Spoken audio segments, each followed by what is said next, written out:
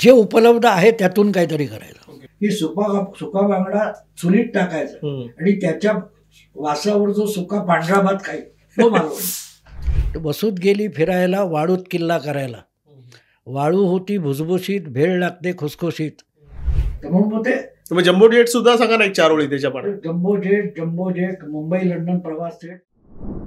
नमस्कार, मी दिनेश कांजी. न्यूज डंकाच्या स्टुडिओमध्ये आपलं सगळ्यांचं स्वागत. आज आपल्या सोबत महामुलाखतमध्ये आहेत ज्येष्ठ पत्रकार भाऊ तोरसेकर. भाऊंना नियमित ऐकणारे देशभरात आहेत, खरं तर जगभरात आहेत आणि त्यांच्याकडून ते राजकारण ऐकत असतात, राजकारण शिकत असतात. परंतु आज आपण भाऊंशी थोड्या वेगळ्या गप्पा मारणार आहोत त्यांच्या आवडीबद्दल, निवडीबद्दल आणि नावडीबद्दल सुद्धा. भाऊ, स्टुडिओमध्ये तुमचं स्वागत आहे. नमस्कार. तुम्ही जे रोज बोलता ते लाखो लोक ऐकतात आणि ते अशा आधी ऐकतात की त्याच्यामध्ये मसाला खूप छान असतो. अनेकदा तुम्ही त्याच्यामध्ये गाणी पेरता, अनेकदा जुने किस्से असतात, अनेकदा सिनेमातले काही प्रसंग तुम्ही सांगता. सिनेमा हा तुमच्या आवडीचा विषय आहे की नाही? होत आहे. कॉलेजच्या आणि काळामध्ये त्या वयामध्ये तुम्हाला सिनेमाचं आकर्षण असतं तसं होतं. अलीकडच्या काळात मी जवळजवळ सिनेमा बघितलेला नाही. म्हणजे अगदी मला आठवतं म्हणजे 1.5 वर्षापूर्वी व्हॅक्सिनवर बघितलं तो. बाकी सिनेमा वगैरे म्हणजे नवे कोण कलावंत आले ते पण मला सांगता येणार नाही. अच्छा. त्यामुळे तो नाही. पण सिनेमाचं स्वरूप पण बदललंय. कदाचित आपण वय सरकल्यामुळे नव्या आवडी निवडीपासून आपण दूर गेलेले असू शकू, असंही असेल. पण सिनेमा आवडायचा मला कुठच्याही. शेवटी सिनेमा म्हणजे तरी काय असतं आपण बारकाईने बघितलं तर. आमचा एक चांगला मित्र होता, त्याने पत्रकार होता, नंतर तो सिनेमाच्या क्षेत्रात गेला. त्याने मला सिनेमाच्या कथेची गंमत सांगितली. तो मला 90 साल हम क्या लोगों को दिखा रहे, एक लड़की होती है, एक लड़का होता है, उनका प्यार होता है और बाद में घर वाले गुस्सा करते हैं, गुस्सा ठंडा हो गया, शादी हो गई, खत्म हो गया. अरे सच्ची कहानी तो उसके बाद सुरू होती है. हे जे त्याने सार सांगितलं ते आपण लक्षात घेतलं तर आपल्याला कथा ऐकायला आवडते. आणि कथेमध्ये शेवटी व्हिलन नसेल तर कथा नसते. काहीतरी अडचण आली पाहिजे तर त्याच्यात मजा येते. बिलकुल. त्यामुळे सिनेमा आवडतो, कथा आवडतात, हे आवडतं. फक्त आता बघितलं जातं तसं नाही. बरं, सिनेमाची तुम्हाला आवड होती, तुम्ही सिनेमा वरचीवर पाहिजात, ते वय साधारण कोणतं होतं? ते साधारण एक गंमत कशी होती माहिती का, आम्ही जेव्हा शाळकरी वयात होतो ना तेव्हा कुतूहल होतं ते पोस्टर बघायचं. मला अजून आठवतं त्या जैन सिनेमा समोर एक जीप उभी होती आणि तसा फ्लोट सारखा केलेला होता आणि कोहिनूर सिनेमाचं ते होतं. आणि त्या कोहिनूर सिनेमामध्ये त्या नंतर पुढच्या काळात कॉलेजमध्ये गेल्यावर तो कोहिनूर सिनेमा बघितला तर ते तोफेला अशी लटकणारी मीना कुमारी ही बघितली. तेव्हा मला शाळकरी वयातलं ते आठवलं की त्याच्यावरती तोफ केलेली होती आणि त्याच्यावरती लटकणारं बावलं ती मीना कुमारी. तर ते आकर्षण होतं आणि पुढे बघितलं. सिनेमा खूप बघितले त्या काळामध्ये, कॉलेजच्या काळामध्ये. अगदी शाळा कॉलेजला दांडी मारून पण बघितले. पण तुमच्या काळामध्ये आघाडीचे नट मला वाटतं दिलीप कुमार, देवानंद, राज कपूर हे सगळे. शम्मी कपूर होता. शम्मी कपूर, जितेंद्र नवीन आलेला होता. असं एस्टॅब्लिश. अशोक कुमार जुना होत होता. दिलीप कुमार पण थोडा सरकले. म्हणजे रंगीत सिनेमाच्या काळामध्ये रंगीत सिनेमा सुरू झाले होते. रंगीत म्हणजे तसा मला वाटते गाईड आणि हे असे सिनेमा झाले होते. त्याच्यानंतर कलर सुरू झाले होते. अच्छा. फिर वही दिल लाया हो किंवा हे सिनेमा साधारण 65 नंतर हळूहळू करत कलर सिनेमा सुरू झाले 65 मध्ये. आणि तुमचा आवडता नट कोणता होता? मला दिलीप कुमार आवडायचा. पण ती प्रत्येकाची एक स्टाईल होती. शम्मी कपूर आवडायचा, देवानंद. प्रत्येकाची स्टाईल वेगळी होती. आणि झालं कसं, अमिताभ बच्चनने सिनेमाचं वाटोळं केलं असंही मी म्हणतो. अच्छा. याचं कारण असं की तोपर्यंत हिरो हा सच्छील असायचा. तो चुकूनही काय होईल ते होईल असं नाही, आपण सन्मार्ग सोडायचं नाही. पण अमिताभ आल्यानंतर ते सगळं बदललं की तू नालायकाचं मी पण नालायकाचं. अँटी हिरो हे सुरू झालं. आणि दुसरी गोष्ट अशी झाली की अमिताभ नंतर कथानक मारलं गेलं. अमिताभ घ्या, कुठची एक नाचू शकणारी हिरोईन घ्या, एक चांगला संगीतकार घ्या, सिनेमा चालला, हे आलं. परंतु मला वाटतं हे श्रेय थोडंसं तुम्ही सलीम जावेदला पण दिलं पाहिजे. नाही, सलीम जावेद लिहित होता तो त्याच्या आधीही लिहित होता. पण म्हणजे आपण बघून शोले वगैरे सगळं शोलेमध्ये कथानक होते, भले चोरलेलं असेल हॉलिवूडचं, पण कथानक होतं. हळूहळू करत कथा संपली आणि हा हिरो घ्या, हा संगीतकार घ्या, अशी एक नाचणारी वगैरे आणि जास्ती अंग उघडं करणारी अशी कोणतरी घ्या, हे काम संपलं. हे जे झालं तिथे, आणि म्हणून मग त्याच्या उमेदीतल्या सिनेमा बघण्यापेक्षा वय सरकल्यानंतरच्या आपल्याला खरा अमिताभ बघता येतो. बरोबर, त्याचा जो अभिनय आहे तो बघता येतो. आणि त्या अर्थाने मग त्याचंही कौतुक आहे. मला आठवतं त्यांनी कुठेतरी बघितलेली ती मुलाखत आठवते मला. तर मला माझ्या मुलीपेक्षाही लहान वयाच्या मुलीबरोबर हिरो व्हायची मला लाज वाटायला लागली आणि म्हणून मी ते सिनेमे नाकारले. बरोबर, हे त्याचं मला कौतुक पण आहे, असं नाही. पण त्याला एवढा मोठा हिरो करून ठेवला होता की अमिताभला ह्या सिनेमा चालणार, हे जे होतं.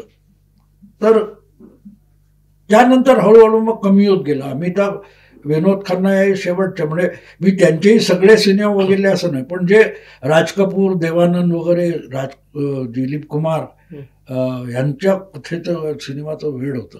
पण असं तुम्हाला सांगितलं की एक 4-5 नावं सांगा सिनेमाची जे तुम्हाला प्रचंड भावले आणि जे डोक्यात असे छापले गेले, कोणती नावं सांगाल तुम्ही? नाही, खूप आहेत. मधुमती आहे की ज्याच्यात दिलीप कुमार भावतो तुम्हाला त्याच्या अभिनयामुळे. ही वैजंतीमालासारखी नायिका होती. किंवा अगदी शम्मी कपूर पण, तुम्ही शम्मी कपूरचे सिनेमा बघितले तर तो उडाणटप्पू कसा असावा तर तो होता. अत्यंत भारदस्त व्यक्तिमत्व म्हटल्यावर अशोक कुमार होता. की राजकुमार तो गावंढळ पण होता, छैल छबीला पण होता. अशा छटा वेगवेगळ्या होत्या. बरोबर, आयडेंटिकल नाही. आज तुम्ही सलमान खान, आमिर खान, शाहरुख खान, काय तो तुमचा अक्षय कुमार, हे सगळे कोणते आता आणखीन नवीन आहेत बरे, ऋतिक रोशन वगैरे, यांच्यामध्ये असं वेगळे पण नाही सांगता येत. बरोबर. आणि हे एकूणच झालंय पुढे. जसा मी पत्रकार जेव्हा नवीन झालो त्या काळात अग्रलेख वाचून आम्ही अक्षर वाचून सांगू शकायचो की हा गोविंद तळवलकरांचा आहे, हा काय तो नाभी परुळेकरांचा अग्रलेख आहे. पेपरला ओळख होती, वर्तमानपत्राला एक चेहरा होता. आज वर्तमानपत्र फेसलेस आहे. बिलकुल. तसं सिनेमा पण फेसलेस झाले. म्हणजे शाहरुख खानच्या जागी आमिर खान असलं तर काही फरक पडणार नाही असं जेव्हा वाटतं. म्हणजे नव्या काळातले तुम्ही ओमपुरी आहेत किंवा नाना पाटेकर आहे किंवा नासिरुद्दीन, हे उत्तम कलावंत झाले. म्हणजे त्या दृष्टीने मला नाना मित्र पण आहे माझा ना, पण नाना हा तो गोंडस चेहरा नसलेला पण छाप पाडून गेलेला, हा अलीकडच्या काळातला तो एकमेव आहे. नाही तर तो म्हणजे एका प्रकारे नानाचं कौतुक तेवढ्यासाठी आहे की त्यांनी ट्रॅडिशनल सिनेमाच्या हिरोचा चेहरा फाडून टाकला. बिलकुल. नाना पाटेकर, कारण बिन चेहऱ्याचा माणूस होता तो आणि त्याचे सिनेमा चालले, लोकांनी त्याला डोक्यावर घेतलं. तुमची आणि नानाची मैत्री कशी काय? नाही, नानाची मैत्री शिवाजी पार्कातली कट्ट्यावरची. म्हणजे जरा तपशिलात सांगा. कॉलेजच्या काळात म्हणजे एकत्र एका वर्गात वगैरे नव्हतो, पण शिवाजी पार्कच्या कट्ट्यावरचे अगदी मातीत बसून तिथल्या मॅचेस क्रिकेट बघितलेले वगैरे. अच्छा. आणि दोघेही स्ट्रीट स्मार्ट आहोत ना आम्ही. त्यालाही तो त्या सगळ्या सिनेमाच्या पठडीतला नाहीये, पठडीतला नाहीये. बरोबर आहे.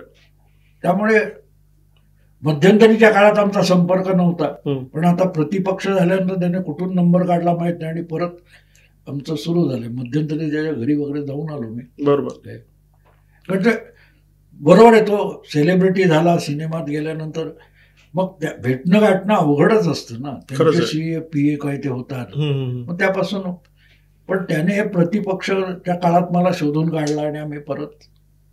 तुमचे व्हिडिओ बघताना एक गोष्ट जाणवते, म्हणजे जसं तुम्ही सिनेमातले त्याच्यामध्ये प्रसंग पेरता तसं तुम्ही जे बोलता त्याच्यामागे भरपूर या माणसाचं वाचन आहे हे चटकन लक्षात येतं. आणि मला वाटतं क्राईम हा तुमचा आवडीचा विषय आहे. मागे आपली एकदा चर्चा झालेली तेव्हा तुम्ही काही पुस्तकांचा सुद्धा उल्लेख केलेला, तर त्या वाचनाबद्दल मला जाणून घ्यायचं आहे.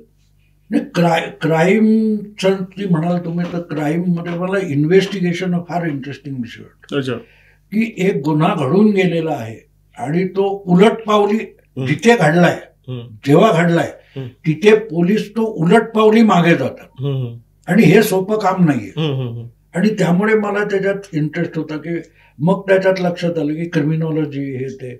पंढरी सावंत माझा मित्र आता हयात नाहीये, पण त्याच्यामुळे मला माफिया वगैरेचं वाचन करता आलं. अच्छा. आणि ते खूप वाचन केलं मी. म्हणजे एक का असा वेळा होतो, मी जवळजवळ 5,000 पोलीस इन्व्हेस्टिगेशन स्टोरीज वाचलेले. अच्छा. American, European. ते एक डिटेक्टिव्ह म्हणून मॅगझिन्स यायची आणि त्यामध्ये या गोष्टी असायच्या, पोलिसांनी कसं इन्व्हेस्टिगेट. म्हणजे एक तुम्हाला सांगतो ना, एका ठिकाणी एका मुलीची मर्डर झाली आणि ती मर्डर तो आरोपी सापडला कशामुळे, तर त्याचा ब्लड ग्रुप रेअर होता आणि त्या मुलीच्या बॉडीवर एक रक्ताचा स्पॉट असा मिळतो की तो अनालिसिस करणारा असतो, तो म्हणतो की हा साला हिचा ब्लड नाही. आणि मग तो करतात तर तो इतका की ते त्या अख्ख्या छोट्या गावाचं ते सगळ्यांचं ब्लड टेस्ट करतात आणि त्याच्यात तो सापडतो आणि मग तो कबूल करतो. म्हणजे अशा अत्यंत रेअरेस्ट ऑफ द केसेस असतात त्या कशा शोधून काढ. क्राईम स्टोरी किंवा सस्पेन्स थ्रिलर हा जो प्रांत आहे तो हिंदीमध्ये, इंग्रजीमध्ये जास्त विकसित आहे. तुमचं वाचन जास्त मराठीमध्ये झालं? इंग्लिशमध्ये. आपल्याकडे थोडंफार मला वाटतं मराठीमध्ये श्रीकांत सिनकरने लिहिलं ते, अदरवाईज तेवढा क्राईम लिहिला गेला नाही. आणि तो इन्व्हेस्टिगेटिव्ह पॉइंट ऑफ व्ह्यूने नाही. त्याच्यात मला त्या अमेरिकन मॅगझिन्स किंवा ब्रिटिश मॅगझिन्सचं कौतुक त्यावेळेस की ते तुम्हाला घटना घडली, ती घडली आणि आता इन्व्हेस्टिगेशन सुरू झालं, ते अशा उलटपावली मागे जातात आणि त्यामुळे इन्व्हेस्टिगेशन कसं होतं हे तुम्हाला कळतं. इंग्रजीमध्ये जेव्हा तुम्ही वाचन सुरू केलं तर तुमचा असा फेवरेट लेखक असं कोण सांगू शकाल? नाही, असा कोणी नाही, खरं सांगतो. म्हणजे अगदीच म्हणायचं तर आयन रँड आणि आयर्विंग वॉलेस. आयन रँड ही कल्पना विश्वात रमणारी पण भयंकर फॅक्च्युअल होती आणि आयर्विंग वॉलेस हा हाय लेवल कॉन्स्पिरसीतला आहे.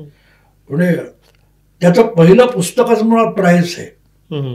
प्राइस म्हणजे नोबेल हा कसा फ्रॉड आहे. अच्छा. ह्याच्यावर त्याने प्रचंड इन्व्हेस्टिगेशन केलं, पण कुठलाही पेपर ते छापायला तयार नव्हतं. म्हणून चिडून त्याने त्याच्यावर कादंबरी केली की हा कसा फ्रॉड आहे. त्या पुस्तकाचं नाव प्राइस आहे आणि ते इतकं चाललं की त्यानंतर तो त्या हाय लेवल कॉन्स्पिरसी, फ्रॉड अशी पुस्तकं लिहित गेला. आणि आज मला गंमत अशी वाटते की त्याचं 70च्या दशकामध्ये आलेलं पुस्तक आहे आर डॉक्युमेंट. आज जे तुम्ही डीप स्टेट वगैरे म्हणता ना, ती सगळे तुम्ही आर डॉक्युमेंट वाचा, तुम्हाला त्याच्यात बघायला मिळेल. अच्छा. आणि आज जी अमेरिकेची अवस्था आहे ट्रम्पच्या काळामध्ये, मला त्यामध्ये आर डॉक्युमेंटचं प्रतिबिंब दिसतं. अच्छा. त्याच्यात प्रतिबिंब दिसतं. म्हणजे आर डॉक्युमेंट आणि आयन रँडचा ॲटलस श्रग ही दोन पुस्तकं बारकाईने वाचा, तुम्हाला आजचं जग कळायला लागतं. हे त्यांनी कल्पनेत लिहिलेलं आहे, पण ते आज वास्तवात आलेलं असतं. ॲटलस श्रग म्हणजे त्यातला जो हिरो आहे, तर तो हिरो म्हणतो की हे जग नालायक आहे ना, हे जग संपू देत, जमीनदोस्त होऊन दे, आपण नवं जग उभं करू. म्हणून हे जग हादरलं पाहिजे, जमीनदोस्त झालं पाहिजे, यासाठी तो प्रयत्नशील असतो आणि ते आता होताना आपण बघतोय. अच्छा. तुम्ही एका चर्चेमध्ये असा उल्लेख केलेला, म्हणजे आपली वैयक्तिक चर्चा झालेली तेव्हा, की एक लेखिका आहे जिने युरोपचं अरबस्थान होईल अशा प्रकारचं भाकीत करणारं पुस्तक लिहिलेलं आहे. त्या पुस्तकाबद्दल सांगा. बेट ओव्हर असं काहीतरी त्याचं नाव आहे. आणि तिने साधारण 30-40 वर्षापूर्वी युरेबिया नावाचं एक पुस्तक आणि थिसिस मांडलेलं आहे. अच्छा. की संपूर्ण युरोप अरेबिया करायचा अशा पद्धतीचं एक कारस्थान आहे असं तिने लिहिलं होतं. आणि आता आपण बघतो युरोपमध्ये जे काय पाकिस्तानानं हाकला, सिरियन हाकला, मुस्लिम हाकला हे चालू आहे, हे सगळं तिने कल्पनेत 20-25 वर्षापूर्वी लिहिलेलं आहे आणि आता ते होताना दिसते. म्हणजे लिबरलिझमच्या नावावर जे काय चाललं होतं याचे परिणाम काय होतील याचं भाकीत तिने केलेलं आहे त्या पुस्तकामध्ये. अच्छा. त्या पुस्तकाचं नाव युरोपी आहे. तुम्हाला मला वाटतं नेटमध्ये गेला तर सर्चमध्ये मिळेल सुद्धा. आपल्या आयुष्यावर काही पुस्तकांचा जबरदस्त इम्पॅक्ट असतो, प्रभाव असतो आणि आपली विचारसरणी किंवा जे आपलं वैचारिक विश्व असतं ते बदलण्याचं काम पुस्तकं करतात. तर अशा काही पुस्तकांबद्दल तुम्ही सांगू शकता का? नाही, ही सगळी पुस्तकं त्याचाच परिणाम आहे. मी तुम्हाला सांगितलं की मी समाजवादी चळवळीत होतो, पुरोगामी चळवळीत होतो, सगळ्यात होतो. मग मी इकडे कुठून आलो, हिंदुत्वापर्यंत कसा आलो. अच्छा. तर ही सगळी पुस्तकं त्याला कारणीभूत आहेत ना, ते दाखवतात तुम्हाला. किंवा तुमचं कुरानिक कन्सेप्ट ऑफ वॉर हे एस.के. Malik, brigadier S K. मलिकचं पुस्तक आहे, जो पाकिस्तानी आहे, पाकिस्तानचा रिटायर्ड आर्मी अधिकारी आहे, ज्याने अफगाणिस्तानच्या जिहादची मूळ परसेप्शन आणि कन्सेप्शन केलेले आणि त्याचं पुस्तक आहे की कुरानिक कन्सेप्ट ऑफ वॉर. आत्ता जे जगात युद्ध चालू आहे हे तुम्हाला त्या कन्सेप्ट मध्ये दिसतं, ज्याला जिहाद आपण म्हणतो. बरोबर आहे. तर ते आहे पुस्तक. अशी बरीच पुस्तकं आहेत. आपण सिनेमा आणि पुस्तकांबद्दल बोललो. असे अनेक सिनेमे आहेत की आधी पुस्तकं प्रकाशित झाली, ती गाजली आणि त्याच्यावर सिनेमे झाले. तर असं कोणतं पुस्तक आहे का की सिनेमा बघून तुम्हाला वाटलं की हे पुस्तक मला वाचलं पाहिजे, किंवा पुस्तक वाचून तुम्हाला असं वाटलं की हा सिनेमा बघितला पाहिजे? हे काय मला चटकनात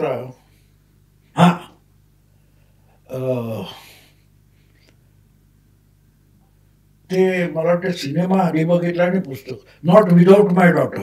अच्छा.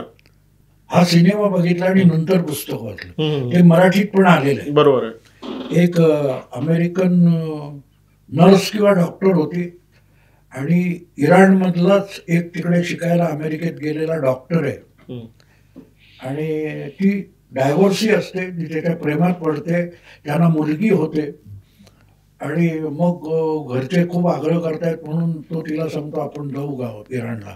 आणि तो तिथे गेल्यानंतर तिचं जे फ्रस्ट्रेशन आहे आणि तिला परत पळून अमेरिकेला जायचं, तर तो कालपर्यंत ज्याच्या आपण प्रेमात पडलो तो कसा सैतान आहे हा त्याचा जो अनुभव आहे. आणि मग ती अक्षरशः अनेक संकट पार करून पाकिस्तानात अमेरिकन वकिलातीमध्ये येते. म्हणजे ही खरी स्टोरी आहे. त्याच्यावर तो पुस्तक झाला आणि सिनेमा झाला. तर ती आज सुद्धा ती अमेरिकेमध्ये नाव बदलून राहते, इतकी दहशत. अच्छा. पण तो आधी सिनेमा बघितला होता, मग मी पुस्तक वाचलं. आपलं जेव्हा किंवा बोलणं होतं तेव्हा अनेकदा खाण्यापिण्याबद्दल बोलणं होतं आणि तुम्ही एकदा मला बोलता बोलता सांगितले की तुम्ही कोलंबी पुलाव एकदम सुंदर करता. अनेक पदार्थ बनवतो, पण ती माझी स्वतःची स्टाईल असते. बरं. आणि स्वतःची स्टाईल म्हणजे जे उपलब्ध आहे त्यातून काहीतरी करायचं. ओके. हे करायचंय म्हणून हे असलं पाहिजे असं काही नाही. त्यावेळेला भूक लागल्या खायचंय. अच्छा. म्हणजे आमचा भाचा किंवा सगळी मंडळी येते, मी केलेला पुलाव त्यांना आवडतो, कोलंबी पुलाव असेल किंवा दुसरा. तर झालं होतं असं, ती मुलं सगळी कॉलेजच्या वयात, शाळेच्या वयात होती आणि पुण्याच्या आमच्या घरी मी कुठेतरी बाहेर गेलो होतो. ही दोघे भाचा आणि मुलगी आमची एकत्र म्हणजे घरात होती. मी आलो, मला लागली होती भूक, म्हणून मी ठरवलं फोडणीचा आहे भात त्याला फोडणीला टाकून खाऊ. मी तो फोडणीचा भात करणार होतो, तो वरण होतं, तर ते फोडणीत मी वरण पण टाकलं. अच्छा. आणि तो त्याच्यात भात टाकून ढवळत होतो. तिथे वांग्याची भाजी पण थोडी होती, ती त्याच्यात टाकली आणि मी ते ढवळत होतो. ही दोन म्हणाले, काय भाऊ काका तुम्ही, म्हणजे बाबा काय करत, काय वाटतील ते करून.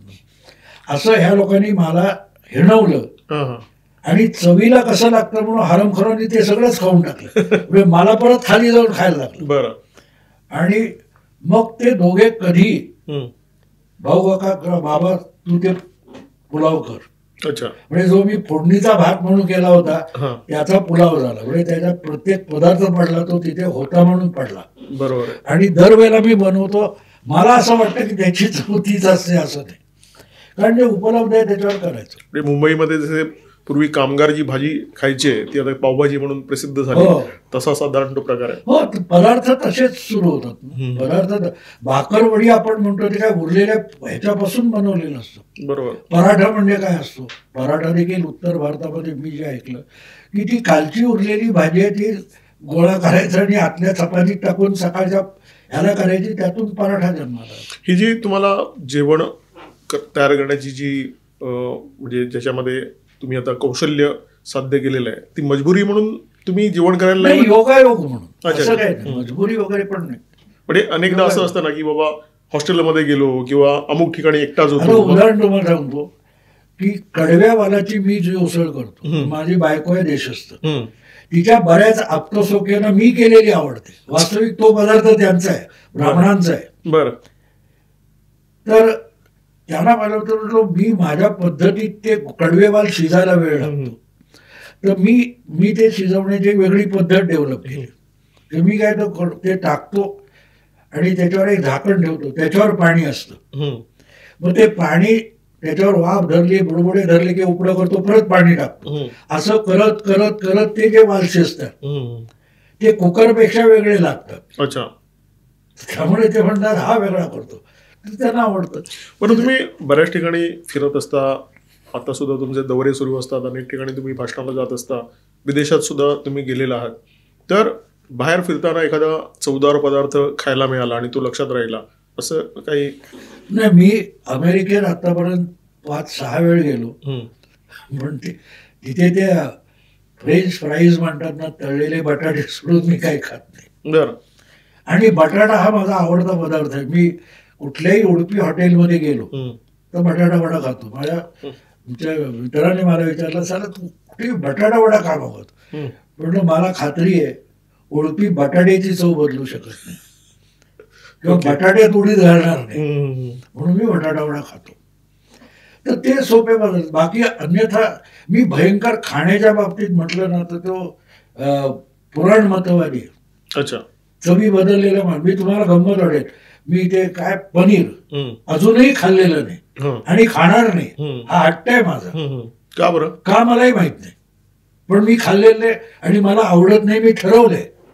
पण का आवडत नाही माझ्याकडे उत्तर नाही. म्हणजे तुम्ही चव न घेता ठरवलेलं की चव न घेता ठरवलं. बरोबर आहे. ही अडी असते माणसाची. तर अगदी म्हणजे ते चुकून आलं तर मी विचारलं हे पनीर आहे का, तर मी चमच्याने बाजूला करून ठेवणार. आणि असं असतात. माझा एक मित्र होता,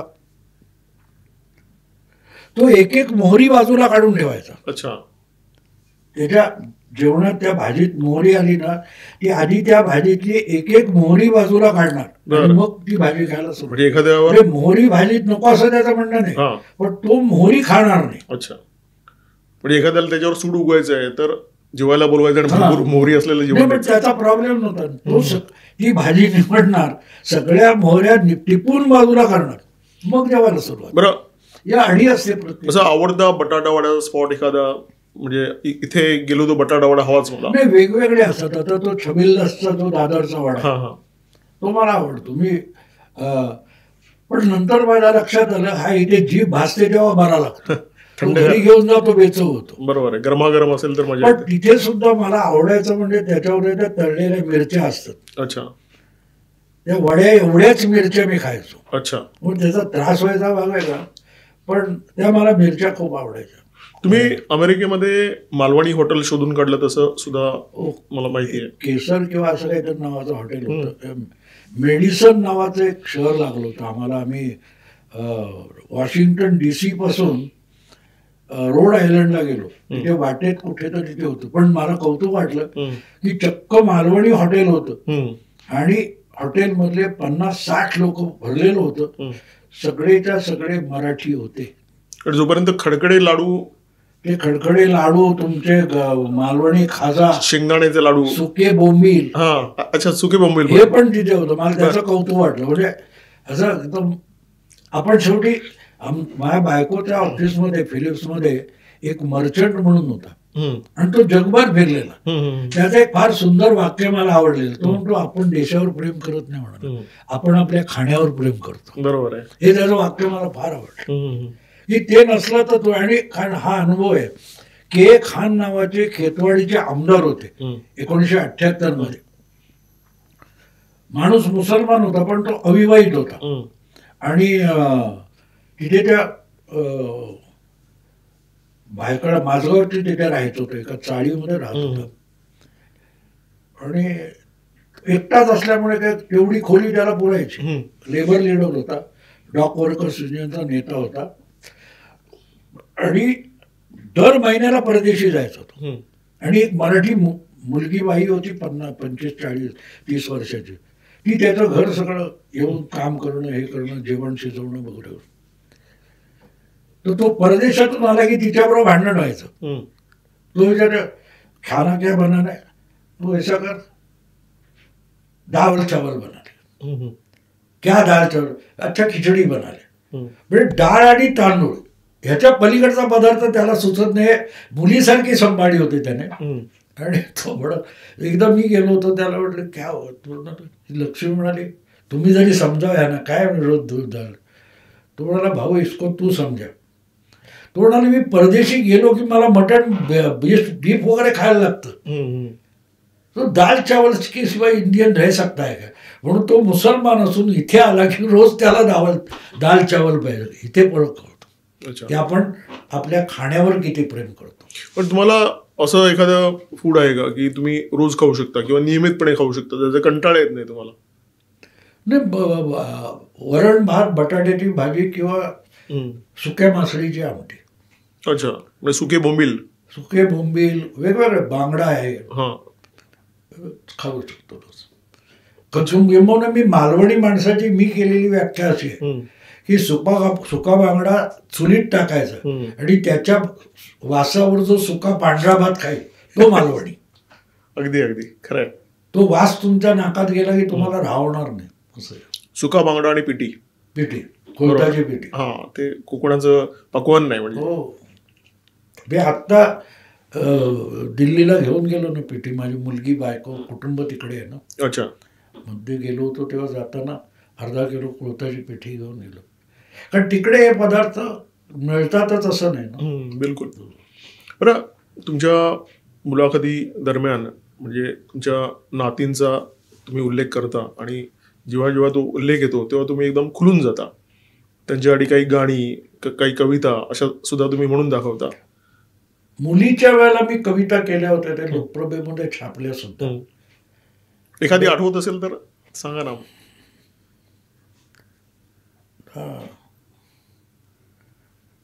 माझ्या मुलीचं नाव वसूद आहे. आता ती मोठी सेंट्रल गव्हर्नमेंटमध्ये अधिकारी आहे, पण ती लहान होती. तर वसूद गेली फिरायला वाळूत किल्ला करायला. वाळू होती भुसभुशीत, भेळ लागते खुसखुशीत. भेळ होती तिखट तिखट, वसूदचे हात चिकट. वसूदने फ्रॉकला पुसले हात, आईला हसून दाखवले दात. म्हणजे मी तिच्यासाठी केलेली ही बडबड गीतं होती. अशा किती कविता केल्यात तुम्ही? काय 15-20 असतील. मी सांभाळतच होतो ना, त्याच्याबरोबरच असायचं. म्हणजे तो 20 महिन्याचा 22 महिन्याचा काळ 22 महिन्याचा तुम्ही जो सांगितला तोच. आणि ते त्या अनेकदा तुम्हाला विडंबन गीतं असतं, ते सुचतं. मी कधी केलं नाही. पण ते लिहून ठेवलं की नाही, बडबडत राहिलो. मग कधी आत्ता मला वाटते मध्यंतरी इंटरनेटवर काही ठेवल्यात मी लिहून त्या. पण अदरवाईज उज्ज्वल वडावकर जो संगीतकार आहे तो जसं तो म्हणतो ते पहिलं रॅप आहे, जम्बो जेट मुंबई लंडन प्रवास थेट. ते जे गाणं मी जम्बो जेट पहिलं आलं. अच्छा, 72-73 कधीतरी आपल्याकडे पहिलं जेट एअर इंडियात आलं. तर तेव्हा मी केलेलं ते गाणं होतं. अच्छा. आणि त्याचं कारण असं होतं, आशीर्वाद हा जो सिनेमा होता त्यामध्ये अशोक कुमारच्या आवाजामध्ये हरिंद्रनाथ चट्टोपाध्याय, तर रेलगाडी झुक झुक. तर ते मी 8 वेळ सिनेमा बघून पाठ केलं होतं. अच्छा. आणि मी ते म्हणायचो. थोडंसं प्रेक्षकांसाठी आमच्या कुठचं गाणं? रेलगाडी. ते आता मग कसं आहे, रेलगाडी झुकझुक बीच वाले स्टेशन बोले रुक रुक रुक रुक रुक रुक रुक रुक, धड़क भड़क लोहे की सड़क, यहाँ से वहाँ से यहाँ, फुलाए छाती पार कर जाती, बालू रेत आलू के खेत, बाजरा धान बूढ़ा किसान, हरा मैदान मंदिर मकान, चाय की दुकान, पुलपक डंडी, किले पर झंडी, पानी का कुंड, पंछी का झुंड, झोपड़ी झाड़ी खेती बाड़ी बादल धुआं मोट कुआ कुएं के पीछे बाग बगीचे कुएं के पीछे बाग बगीचे धोबी का घाट मंगल का हाट गांव में मेला भीड़ जमेला टूटी दीवार टट्टू सवार रेलगाडी क्या बात आहे, क्या बात हे आहे. बरं म्हणजे येतं त्याला 50 तुमची वर्ष. स्मरणशक्ती जी जबरदस्त आहे त्याची मला वाटतं ही झलक आहे. असं बरंच काय काय पण तुम्हाला त्याच्यावर आधारित मी ते जम्बो जेट तर काही मित्र तो ऑर्डर द्यायला जम्बो जेटवर करता येईल ना तू हेच काय म्हण तर म्हणून मग ते तुम्ही जम्बो जेट सुद्धा सांगा ना एक 4 ओळी त्याच्या पण. जम्बो जेट मुंबई लंडन प्रवास सेट जगलो वाचलो पुन्हा भेट जम्बो जेट क्या बात आहे. धडक घराला धडक दाराला सडक पकडली गाडीने निघालो तडक विमानतळावर ठोकला तळ भारत सोडून काढला पळ उंच आकाशामधले ढग चमकून पाहते सारे जग भेदून गेले एक विमान पंखावरती घेऊन ताण पंखाला त्या पंखे होते विमानाला शेपूट होते वायुसागरी तरते बेट जम्बो जेट पण ते मी 2-3 केले होते नंतर तो म्हणायचा आप्पा त्यामुळे मग तो दरवेळेला बोकांडी बसायचा आणि एखादं कडवाची 8-9 कडवी झाली ती आता माझी सगळी पाठ नाहीत त्याची आहेत त्याची तो पण. म्हणतो त्याने मला वाटतं ते इंटरनेटवर पण टाकलं होतं. तुमचे जेव्हा मी राजकीय व्हिडिओ ऐकतो आणि नंतर जेव्हा तुमचं भाषण ऐकतो तेव्हा मला नेहमी असं वाटतं की भाऊनी भाषणं करावीत म्हणजे त्यांच्या व्हिडिओपेक्षा ती 100 पटीने प्रभावी असतात. पण आता तुमच्या कविता ऐकल्यावर नंतर मला असं वाटलं की तुम्ही फुल टाईम कवी पण झाला असतात तर प्रचंड मोठी प्रसिद्धी तुम्हाला मिळाली असते. नाही हे कविता किंवा विडंबन आहे ना हा अटॅक असतो तेव्हा वाटतं. मी सांगतो 74 साली इंदिरा गांधी मुंबईत येणार होते आणि त्यांच्या विरुद्ध निदर्शन हे सगळे समाजवादी आम्ही सगळे होतो नामदेव ढसाळ वगैरे मंडळी. त्यामुळे ते सेना भवन तेव्हा नव्हतं तिथेही गिराण्याचं हॉटेल होतं शापूर म्हणून. तर आम्ही तिथे अडकण झालं ती गेली बाई भोरकन आम्ही काय झालं आम्ही स्टेशनकडे निघालो तर ते अझीज नादाची कव्वाली तेव्हा ते प्रसिद्ध होतं ढलता सूरज हा नाही झुम बरोबर तर ते आम्ही तिथून जात असताना ती रेकॉर्ड लागली ते जुकबॉक्समध्ये रेकॉर्ड लागायचं तर ते लागलं होतं आणि ती एक ओळ तिथून नेमकी जाताना कानावर पडली उसकी बेटी ने उठा रखी है सर पर दुनिया ये तो अच्छा हुआ अंगूर को बेटा न हुआ. हे असं जात स्टेशनपर्यंत जाताना एकदम डोक्यात स्टाईल झालं साला अंगूरच्या जागी नेहरू शब्द टाकला तर अर्थ बदलतो. आणि मग रात्री घरी पोहोचून सगळं झालं तरी डोक्यात ते होतं आणि मग ती दुसऱ्या दिवशी मी ते उतरून काढलं डोक्यात होतं ते. अच्छा. धूम मची है धूम जहां में धूम मची है धूम ये क्या हुआ है कौन आया है चिल्ला रहे हम तुम धूम मची है धूम आज इंदिरा की मूरत का तू पूजन कर ले और हमेशा समाजवाद का भजन कर ले कल यही लोग जिसे कहते थे गूंगी गुड़िया उसी बेटी ने उठा रखी है सर पर दुनिया हर विरोधी अभी भगवान को देता है दुआ ये तो अच्छा हुआ नेहरू जी को बेटा न हुआ कम से कम उनके समय मिलता था आधा खाना और बेटी ने बनाया रुपया 4 आना और बेटी ने रुपया बनाया 4 आना उसके आते ही अंधेरा जहां में छाएगा उसे कहो रोशनी और अब सवेरा आएगा. झूठ जब सामने आता है तो डरना कैसा झूठ को सच कहो तो मिलता है काला पैसा काला रुपया किसने छुपैया पुलिस नाचे छुम छुम छुम धूम मचिये धूम. असं ते. क्या बात आहे. मग आता असं या काळामध्ये तुम्हाला असं एखादं काव्य रचावं असं नाही वाटलं विडंबन वगैरे? नाही ते मी सांगितलं ना अटॅक आल्यासारखं हे तिथे सुचलं लिहिलं मध्येच कधीतरी तो होतो. आता नेहरू की बेटी पर किया वैसे नेहरू के परपोते पर भी करना चाहिए था. काय कसं असतं ते त्यावेळेला सुचतं मध्ये. आता असाच मी बसने येत होतो आणि त्याच्यात त्याला तू वेडा कुंभार तर ते येताना मला एसटी मध्ये सुचलं धमक्या धाकावरती चाले सत्तेचे सरकार जनता लोकशाही बेजार असं किंवा शूर आम्ही सरदार आम्हाला काय कुणाची भीती नाही कुठे घरदार आम्हाला काय कुणाची भीती. गेम नेम अन खोक्यासाठी घेऊ कायदा हाती. गल्लीच्या गर्भात गवसलं रामपुरीचं पात. गल्लीच्या गर्भात गवसलं रामपुरीचं पात. कट्ट्याशी तर चॉपरशी तर लग्न लागलं कट्टा करतो मात. पोलिस येता कुशीत घेईल अशी दुबईची ख्याती. नाही कुठे घरदार आम्हाला काय कुणाची भीती. असं मी ते गाणं सगळं माफियावर बदललं होतं. अच्छा, हे कधी मला वाटतं गँगवॉरच्या काळातलं आहे. 10 नाही हे आत्ता 10 वर्षात केव्हा होते. बरं, पण ते कसं असं अटॅक आल्यासारखं असतं. अटॅक आला ते अगदी हे जेव्हा 2013 मध्ये निवडणुका चालू होत्या तेव्हा असंच झालं होतं. काय केलं होतं मी मला आठवत नाही. एक मिनिट. दिमो दिमो घाऊक दिसे सारका निवडणुकीला जोर चढे. मोदीचं मोदी चहूकडे बाई गेला राहुल कोणीकडे. अच्छा, असं ते त्या काळात मी केलं होतं 10 वर्षापूर्वी. मला इंदिरा गांधी आणि मोदींनी इन्स्पायर केलं तसं अजून राहुल गांधींनी इन्स्पायर केलेलं दिसत नाही.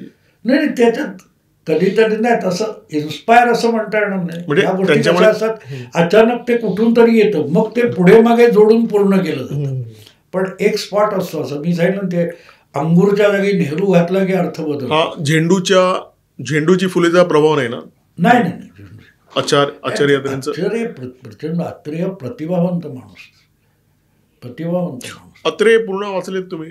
नाही सगळे नाही वाचले पण बरेच वाचले. बरेच. काय काय वाचलं अत्रेंचं तुम्ही? मी कसा झालो आहे किंवा तो पुस्तक वाचले. पाणी. म्हणजे मगाशी आपण जे पुस्तकांबद्दल बोललो त्याच्यामध्ये मराठी लेखकांबद्दल आपण फार चर्चा नाही केली. आवडते 2-3 मराठी लेखक सांगा ना. खरं म्हणायचं तर नारायण धारप, रत्नाकर मतकरी त्यांच्या भयकथा रहस्यकथा बिलकुल. मला वाटतं आजच्या पिढीला नारायण धारपांचं नाव सुद्धा माहित नसेल. पण नारायण धारप आपण आज जी टेक्नॉलॉजी बघतो ती कन्सेप्ट नारायण धारपांच्या कुठल्या तरी पुस्तकात यंत्रेश म्हणून आलेली मला नाही. हा जो राम गोपाल वर्माचा भूत नावाचा सिनेमा आहे ना तो भूत सिनेमा हा तुम्ही बघता तेव्हा तुम्हाला नारायण धारप वाचल्याचं फील होतं. आणि सुदैवाने म्हणजे टेक्नॉलॉजीचा किती उपयोग असतो बघा. आजच्या पिढीला नारायण धारपांची पुस्तकं माहीत नाही परंतु नारायण धारपांची सगळी पुस्तकं आज यूट्यूबवर अवेलेबल आहेत. मी अनेकदा ऐकतो ती. आणि म्हणजे भीतीची जेव्हा तुम्हाला मजा घ्यायची असेल तेव्हा तुम्हाला नारायण धारप ऐकलं पाहिजे. आणि रत्नाकर मतकरींच्या सुद्धा भयकथा म्हणजे रत्नाकर मतकरीची स्टाईल वेगळी होती. रत्नाकर अख्खी कथा सांगून शेवटच्या वाक्यात उलटा पालट करून टाकतो. अच्छा. रत्नाकरच्या ज्या कथा आहेत त्या तुम्ही बारकाईने बघितला तर तो शेवटच्या वाक्यामध्ये गडबड करून टाकतो. एक कथा मला तर त्याचं कथेचं नाव आठवत नाही पण तो एक कोणतरी तरुण आहे त्या कुठची तरी फारच सुंदरी आहे तिच्या मागावर येतो डोंगर दऱ्या पार करत करत आणि तिथे तो पोचतो आणि तिथे एक जख्ख म्हातारा बसलाय. तो म्हणतो अशा अशा तरुणीसाठी मी आलोय. तर तो म्हातारा सांगतो हे सगळं खोटं आहे. अशी कोण तरुणी नाही आहे. तर म्हणतो काय माझा विश्वास नाही तुमच्यावर. म्हणाला ती तुमचं तारुण्य शोषून स्वतः तरुण राहते. अच्छा. तो तरुण आलेला म्हणतो की माझा तुमच्यावर विश्वास नाही. तर म्हणतो कालपर्यंत माझा पण माझ्यावर नव्हता. इथे कथा सांगतो अख्खी कथा तो सांगून घेतो आणि एका वाक्यात सगळी तू आज आलायस मी काल आलो होतो असं तो सांग. तसं नाही वाक्य. तो काय म्हणतो कालपर्यंत माझा पण विश्वास नव्हता. हाँगकाँगची शवपेटी नावाचं एक जेम्स हेडले चेसचं पुस्तक आहे.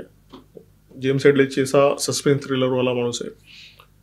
ते पुस्तक पण असंच आहे. शेवटच्या 4 ओळीत तुम्हाला कथा कळते आणि मजा येते म्हणजे अशी कथा वाचायला. अनफॉर्च्युनेटली आजची कल्पकता आहे म्हणजे ते कला त्याच्यात असते की तुम्हाला असं शाप देणं शेवट जाता जाता धक्का देऊन जाणं. ते सोनाराची बायको अशी रत्नाकरची कथा आहे. म्हणजे त्याची बायको ही बदफैली आहे आणि तो तिची मर्डर करतो आणि पोरग सांगतं आईला बाबाने मारलं. ते पोलीस पकडतात त्याला. ते काय पोर एवढंच ते काही बोलतं त्याच्यावर काय विश्वास ठेवता, मग असं करत करत छान त्यांनी ती कथा रंगवली. पण त्या पोराचा वापर त्या बायकोच्या मर्डरसाठी त्या नवऱ्याने कसा सोनाराने केलाय हे सगळं शेवटी येतं. आणि परत तो शेवटीच्या वाक्यात होतो ते पोरग्या त्याच्यावर काय विश्वास ठेवता. ती मर्डर करून तिची बॉडी लपवण्यापासून सगळी कथा अशी छान लिहिली. अच्छा, तुम्हाला हे जे हॉरर ज्यांना आवडतं, म्हणजे असे बरेच लोक आहेत ज्यांना हॉरर आवडतं, त्यांना इतिहासामध्ये पण खूप रुची असते, इतिहासाबद्दल पण त्यांनी अनाकलनीयतेकडे माणसाचा कल असतो. ज्योतिष म्हणजे काय अनाकलनीयत आहे ना. लोकांना ज्योतिषाचं आकर्षण काय ते बरोबर ठरवणं तुम्हाला आहे नाही. मला अनाकलनीयतेची आवड आहे, पण मी ज्योतिष सांगतात त्यांची टिंगल करत नाही, विरोधी पण नाही. मी असं मानतो की ते धोका असेल तर तुम्हाला दाखवतात, तेवढा स्वीकारा. बरोबर आहे.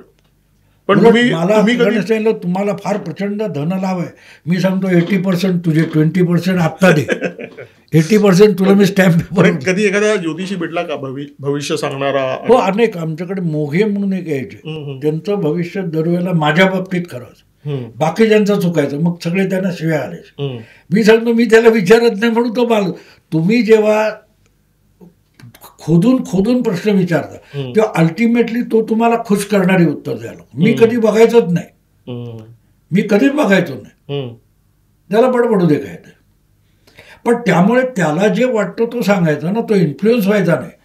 तुम्ही जेव्हा प्रश्न विचारायला लागता तेव्हा मग समोरच्याचं काय होतं, तुमची मानसिकता त्याला कळते, तुम्हाला आवडेल ते उत्तर द्यायला. माझं तसं नव्हतं. त्यामुळे मला अनेकांनी सांगितलेलं भविष्य खरं ठरले, पण तरी काय खरं ठरलं आणि त्याच्या आहारी जाणं हे माझा स्वभाव नाही. कारण मी लॉजिकली भयंकर स्ट्रॉंग आहे, मला प्रत्येक गोष्ट लॉजिकली पटावी लागते. भाऊ तोरसेकरांना जेव्हा कंटाळा येतो, व्हिडिओ आहे, सभा आहे, हे सगळं रुटीन लाईफ आहे म्हणजे तुमच्या दृष्टीने, तुम्हाला जेव्हा कंटाळा येतो तेव्हा विरंगुळा म्हणून तुम्ही काय करता? झोपतो. म्हणजे झोपणं ही माझ्या आयुष्यातली चैन आहे. बरं, मला झोप आली असेल मी सगळी कामं बंद करून झोपतो. अच्छा, हा, म्हणजे क्रांती होणार आहे, नाही झाली चालेल, मी आत्ता झोपणार. बरोबर, इतकं सरळ आहे. बरं, ते म्हणजे तुमचं जे रुटीन आहे ते नेमकं कसं असतं, दिवस कसा असतो तुमचा?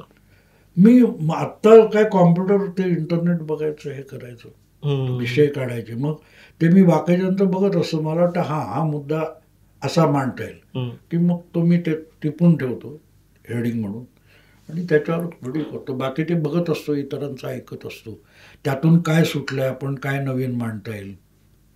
ही जी मुलाखत आहे ती पूर्णपणे म्हणजे ज्याच्यामध्ये राजकारण नाही अशाच प्रकारे करायचं असा माझा विचार होता आणि तशीच आपण मुलाखत आतापर्यंत चालवतोय. परंतु भाऊ तोरसेकरांशी बोलतोय आणि राजकारण नाही असं शक्य नाही आहे. जेव्हा तुम्ही व्हिडिओच्या माध्यमातून लोकांबद्दल बोलता, घटनाक्रमांबद्दल बोलता, राजकीय, असं लक्षात येतं की काही लोकांच्या तुम्ही प्रेमात आहात आणि त्यांच्याबद्दल तुम्ही भरभरून बोलता. मी नावं घेतो, नरेंद्र मोदी सर्वश्रुत आहेत, मोदींच्या तुम्ही प्रेमात आहात, फडणवीसांच्या तुम्ही प्रेमात आहात. असं आणि एक नेता आहे महाराष्ट्रातला ज्याच्या तुम्ही प्रचंड प्रेमात आहात, राज ठाकरे. काय कारण आहे? नाही, राज ठाकरेकडे पोटेन्शियल आहे ना, मी त्याच्या पोटेन्शियलबद्दल बोलतो. मला जर क्रिकेट आवडत असेल तर विराट कोहली आवडत नाही असं म्हणून नाही चालत. पण जर विराट कोहली तसा खेळणार नसेल, त्या दिवशी खेळणार नसेल तर त्याला मी काय करू? मी विराट कोहली नालायक बॅट्समन आहे, क्रिकेटर नाही म्हणणार. मी त्याचं पोटेन्शियल आहे सांगतो ना. मी शरद पवारांवर सडकून टीका करतो, पण का टीका करतो? यांच्याकडे जी गुणवत्ता होती त्या गुणवत्तेचा सदुपयोग शरद पवारांनी केला नाही, हा माझा आक्षेप आहे. मी व्यक्तिगत पवारांना कधी भेटलो नाही. पवारांवर केलेली टीका तुम्ही बघा. हा माणूस प्रत्येक त्याच्याकडे त्या परिस्थितीचा समाजोपयोगी संधीचा उपयोग करणं होतं आणि ते करून तो लोकप्रियतेच्या शिखरावर गेला असता ना, पण नाही गेला. म्हणजे तुमच्या घरात हुशार पोरग्याने ते नापास झालं, तुम्ही शिव्या घालता की नाही? मग मी पवारांना तशा शिव्या घालतो. आणि राज ठाकरेकडे पोटेन्शियल आहे हे सांगतो, त्याला प्रेमात आहे असं. मोदींना जी संधी मिळाली, मोदी किंवा देवेंद्रला जी संधी मिळाली, त्यांनी त्याचा सदुपयोग करून दाखवला ना. देवेंद्र फडणवीसांबद्दल पण तुम्ही अनेक वेळा बोलता आणि त्यांच्या क्षमतेचं कौतुक करता आणि अनेकदा म्हणजे तुम्ही असं मांडण्याचा प्रयत्न करता. म्हणजे ते सत्य सुद्धा आहे की शरद पवारांच्या राजकारणाला धुळीला मिळवणारा नेता देवेंद्र फडणवीस. या सगळ्या लोकांची जेव्हा तुमची वैयक्तिक भेट होते, चर्चा होते, तेव्हा नेमकं काय? नाही, तसं होतं. एकदा मी एक विषय मी त्यात इथे सांगत आहे, मी त्यालाही सांगितलं. देवेंद्रनी एक मोठी चालाकी केली होती आणि मी त्याच्यावर व्हिडिओ केला. त्यांनी मला व्हॉट्सॲपवर मेसेज पाठवला. मी त्याला बोललो, वैयक्तिक बोलल्यावर भेटून सांगा, असं पाठवू नका, तुम्ही राजकारणात मी नाही आहे. म्हणजे त्यांनी उद्धवचा एक डाव असा उफराटा करून टाकला आणि ते मीडियाच्या लक्षात पण आलं नाही आणि त्याच्यावर मी व्हिडिओ केला होता. त्यांनी मला मेसेज, माझी चोरी फक्त तुम्ही पकडली, बाकी मीडियाला कळलंच नाही, असं त्यांनी मेसेज पाठवलं. मी त्यांना सांगितलं, हे करू नका. बाकी पवारांची माझी कधी भेट नाही. आणि मुद्दा असा असतो ना की तुम्हाला, मी जाहीररित्या मी कोणाला सल्ले देत नाही, जाहीररित्या जे आहे ते सांगतो, तुम्ही स्वीकारा. आता मी लोकसभा निवडणुकीनंतर भाजपाला यथेच्छ सोडलं की तुम्ही तुमचा स्ट्रॉंग पॉईंट सोडला, तुम्ही मार्केटिंगच्या आहारी गेला, तुम्ही संपलात. तुमचा पक्ष कार्यकर्त्यांवर उभा राहिलेला आहे, तुम्ही कार्यकर्त्याकडे पाठ फिरवली. त्यांनी चूक सुधारली, त्यांना फायदा झाला. उद्धव ठाकरेंनी ऐकलं तर त्यांचा फायदा झाला असता ना. मला आठवतं, मी प्रतिपक्ष सुरू केल्यानंतर 20व्या-22व्या दिवशी एक व्हिडिओ केलाय, अर्णब नावाचा सापळा. अर्णब डिवसतोय, त्याच्या नादी लागू नका, हे मी सांगितलं होतं. त्यांनी ते विचारलं असतं, म्हणजे विचारात घेतलं असतं, तर त्यांनी अर्णबच्याकडे ढुंकून बघितलं नसतं. किती दिवस अर्णब टोचून बोलला असता, विषय संपला असता. पण ते करता करता तुमचा अहंकार फुलला, ह्याला उचलला, आत टाकला, त्याला बघून घेतो, ह्याला बघून घेतो, तुम्ही घसरगुंडी करत गेलात. बरोबर आहे. त्यामुळे मी सल्ले कोणाला व्यक्तिगत देत नाही, मी जाहीररित्या बोलतो, ही चूक आहे, सुधारा. आणि चूक सुधारा म्हणजे तुमच्या पक्षासाठी, तुमच्या भूमिकेसाठी तुम्ही वागताय ते हार्मफुल आहे, ही माझी भूमिका असते. माझी भूमिका घ्या असं तुम्ही, मी एखाद्या कम्युनिस्ट पार्टीला सांगणार तुम्ही हिंदुत्व स्वीकारा. तुम्हाला मतं मिळवायची असतील तर मग हिंदूंना दुखवू नका, ही माझी भूमिका आहे. बिलकुल. तुम्ही तुमचा अजेंडा बदला असं मी कुठे म्हणतोय, पण तुमचा अजेंडा राबवण्यासाठी हिंदूंना दुखावलं पाहिजे याची गरज नाही ना. तेव्हा एखाद्याच्या प्रेमात वगैरे असतं नाही, तो माणूस चांगलं काम करतो, आवडतो, आपल्याला आवडतो. इन द सेन्स, मला एक माझं म्हणणं असं आहे की तुमचं टॅलेंट असतं एखाद्या माणसाचं, त्याची गुणवत्ता आहे, तर ती व्यक्तिगत मालमत्ता नाही. तुमच्या गरजा भागल्या की त्याचा समाजासाठी उपयोग झाला पाहिजे, आणि तिथे कमी पडतो त्या माणसावर मी टीका करतो. देवेंद्रकडे कमालीचा संयम आहे. इतक्या शिव्या शाप घेत घेत कुठे आलाय माणूस बघा. आणि शिव्या देत देत उद्धव ठाकरेंनी स्वतःचा कसा ऱ्हास करून घेतला. बिलकुल. तेव्हा उद्धव ठाकरेंनी स्वतःचा ऱ्हास करून घेतलाय, याकडे बोट दाखवणं ही निंदा नालस्ती टीका नाहीये. डॉक्टर इजा करतो तरी आपण कोऑपरेट करतो, मारेकऱ्याशी आपण कोऑपरेट नाही करत. तेव्हा टीका हा डॉक्टरसारखा विषय असला पाहिजे, एवढंच माझं म्हणणं आहे. बिलकुल. भाऊ, ही जी संपूर्ण मुलाखत होती त्याच्यामध्ये थोडे गमती जमती हलके फुलके प्रश्न असा माझा प्रयत्न राहिला. मला असं वाटतं की या मुलाखतीच्या माध्यमातून भाऊ तोरसेकरांचं असं एक वेगळं रूप, थोडासा वेगळा चेहरा आम्ही जनतेच्या समोर, प्रेक्षकांच्या समोर ठेवण्याचा खरा चेहरा. लोकांना उगाच काहीतरी प्रचंड वाचन केलेला बुद्धिमंत, मी सामान्य माणूस आहे. आणि मी माझ्या आयुष्यामध्ये एक गोष्ट केली असेल की जो मुलांमध्ये निरागसता असते, कुठल्याही गोष्टीकडे पूर्वग्रह न ठेवता बघणं, मी राहुल गांधींना समजून येण्याचा प्रयत्न करतो. मी तुम्हाला सांगतो ना, मी गेले कित्येक महिने प्रयत्न करतो की राहुल गांधींना काय पाहिजे, पंतप्रधान व्हायचंय, काय व्हायचंय, अशा परिस्थितीत तर होणार नाही. मग तो माणूस काय करतोय, मी त्याच्यावर 3-4 महिने प्रयत्न केल्यावर मी या निष्कर्षाप्रत आलो की तो माणूस आपल्याला अटक व्हावी यासाठी प्रयत्न करतोय. अच्छा. अटक झाली तर आपल्याला सिंपथी मिळेल आणि सिंपथीने मतं मिळतील या भ्रमात आहे तो माणूस. म्हणून तो सतत बघा ना काही नाही काय करतो, कोणतरी काहीतरी करावं आणि मला अटक करा. अटक केली की सिंपथी मिळते, हे कोणीतरी त्या डोक्यात भरवलं असं मला वाटतं. तेव्हा मी ॲक्च्युली त्याला समजून घेण्याचा प्रयत्न करतो. कोणावरही टीका करायची, त्याला समजून घेतलं पाहिजे. बिलकुल. तर तुम्हाला त्याच्यावर हे करता येईल. ही तुमची जी निरागसता आहे ती याच्यापुढे कायम राहू. आणि सगळ्यात महत्त्वाचं म्हणजे तुमची ऊर्जा, जी ऊर्जा आपण बघतोय, म्हणजे ही सलग 3री मुलाखत आम्ही भाऊंची घेतोय आणि 3ही मुलाखतीमध्ये मी दमलो असेल, ते दमले नाहीत. तर तुमची ही ऊर्जा कायम राहो आणि भविष्यात तुमचे जे व्हिडिओ आहेत ते अशाच प्रकारे लोकप्रिय राहू दे या सदिच्छा. जाताना मी एक तुम्हाला फक्त आईन्स्टाईनचं वाक्य सांगतो की आईन्स्टाईनचं एक फार सुंदर वचन आहे. तो म्हणतो, आवडणारं काम निवडा, आयुष्यभर काम करावं लागत नाही. येस. तर मी दमलो का नाही याचं उत्तर ते आहे की मला हे बोलायला, हे सांगायला आवडत असेल तर मी थकेन कसा. हा नावडतं काम असेल, इच्छे विरुद्ध असेल तर तुम्ही दमता. पण आपण सरकारी कर्मचारीवर यांच्यावर टीका करतो ना, त्याचं कारण असं की तो डॉक्टर व्हायसाठी प्रयत्न करत असतो आणि काहीच नाही म्हणून बँकेत लागतो, म्युन्सिपाल्टीत लागतो आणि मग ते चुकलं म्हणून हळहळत असतो आणि ह्या कामात त्याचं लक्ष नसतं, कारण ते नावडतं काम. बिलकुल नाही. तरी पण तुम्ही बराच वेळ दिला त्याबद्दल मनापासून धन्यवाद. आणि मला वाटतं आपल्या ज्या गप्पा झालेल्या आहेत, जी चर्चा झालेली आहे ती लोकांना प्रचंड आवडेल.